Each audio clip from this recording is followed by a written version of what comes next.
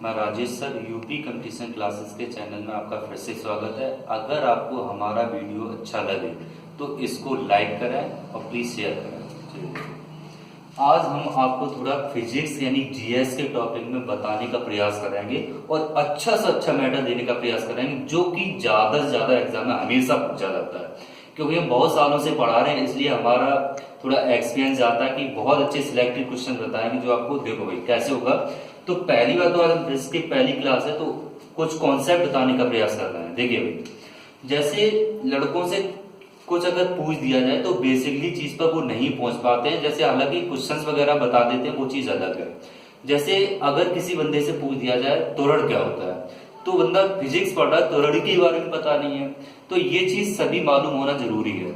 जैसे त्वरण की अगर डेफिनेशन देखी जाए तो त्वरण होता क्या है, देखो किसी वस्तु के वेग में परिवर्तन की दर को हम त्वरण कहते हैं। सभी ने पढ़ा होगा v बराबर u प्लस ए टी, क्योंकि हम ज्यादा डिटेल्स में नहीं बताएंगे और ना ही आपका डिटेल्स में कंपटीशन में पूछा जाता है, लेकिन कुछ ऐसे बेसिक होते हैं। मान लो v बराबर u प्लस ए टी है तो वेग में परिवर्तन की दर को त्वरण कहते हैं, ये सभी को मालूम है। हो सकता है उसने थोड़ा घुमा के ऑप्शंस रख दिए, तब कैसे करोगे, वही हम बता रहे हैं आपको। तो किसी वस्तु के वेग में परिवर्तन की दर को त्वरण कहते हैं। जैसे यहां से ए टी बराबर निकाला जाए तो v माइनस यू हो जाता है, तो t बराबर a बराबर क्या हो जाएगा v minus you upon T. तो देखो भाई वेग में परिवर्तन, अब परिवर्तन कैसे होगा, अंतिम वेग में से आप प्रारंभिक वेग घटा दीजिए तो आपका वो परिवर्तन ही तो बचेगा। तो बटे समय तो वेग में परिवर्तन की दर को हम क्या कहते हैं, दर का मतलब होता है टाइम अपॉन में, तो उसको हम त्वरण कहते हैं। तो वेग में परिवर्तन की दर को त्वरण कहते हैं और इसका जो यूनिट होता है तो सभी को आपको यानी वेग की यूनिट पता ही होगी, मीटर पर सेकंड, और अपॉन टाइम हो तो उसका सेकंड, तो सेकंड मल्टीप्लाई सेकंड क्या हो जाएगा, मीटर पर सेकंड स्क्वायर। तो त्वरण की आपकी यूनिट क्या बनी, मीटर पर सेकंड स्क्वायर। अब क्वेश्चन में कभी कभी डायमेंशन भी पूछ देता है। डायमेंशन का मतलब इसमें मीटर को एल से डिनोट किया जाता है और समय को यानी सेकंड को एस से या टी से।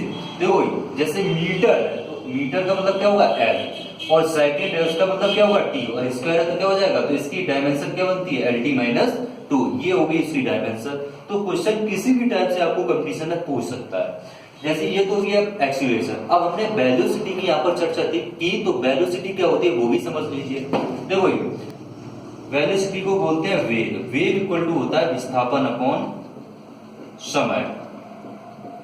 जैसे वेग की डेफिनेशन क्या बनती है, किसी वस्तु के प्रति एक समय में तय किया गया विस्थापन ही उसका वेग कहलाता है। जैसे वेग बराबर विस्थापन बटे समय, अगर हम समय एक मान लें तो इसकी डेफिनेशन क्या बनी, प्रति एकांक समय यानी एक समय में तय किया गया विस्थापन ही क्या कहलाता है, वेग। तो इसको भी हम v से डिनोट करते हैं। तो यहाँ पर इसका यूनिट क्या होगा वेग का, क्योंकि विस्थापन तो एक लंबाई के रूप में होगा तो उसका मीटर और समय का सेकंड। तो इसका ये हो गया। अब इसकी डायमेंशन तो मीटर की एल और सेकंड की टी, तो इसकी डायमेंशन क्या हो जाएगी एल टी माइनस वन, क्योंकि टी ऊपर जाएगा माइनस में हो जाएगा इनवर्स में। तो ये भी। अब सबसे बड़ी बात यहाँ पर ये आती है कि विस्थापन क्या होता है, ये लड़के नहीं बता पाते हैं। और देखो विस्थापन क्या होता है, विस्थापन तो यहां से हम दो चीजें आपको बता दे रहे हैं,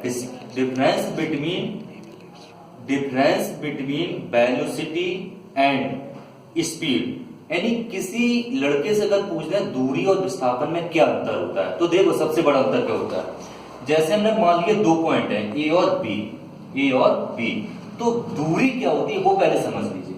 जैसे मान लो ए जो पॉइंट है वो यहां तक प्लेस गिर रहा है, कहां तक गिर रहा है, इस पॉइंट तक मान लिया, और बी यहां तक। अगर क्वेश्चन में कह दिया जाए इस दोनों पॉइंट्स को भी सम्मिलित कर लें और टोटल जो रास्ते की लंबाई है वो टोटल मिला दें, तो आपकी यहां से लेकर यहां तक की तय की गई टोटल लंबाई दूरी कहलाती है।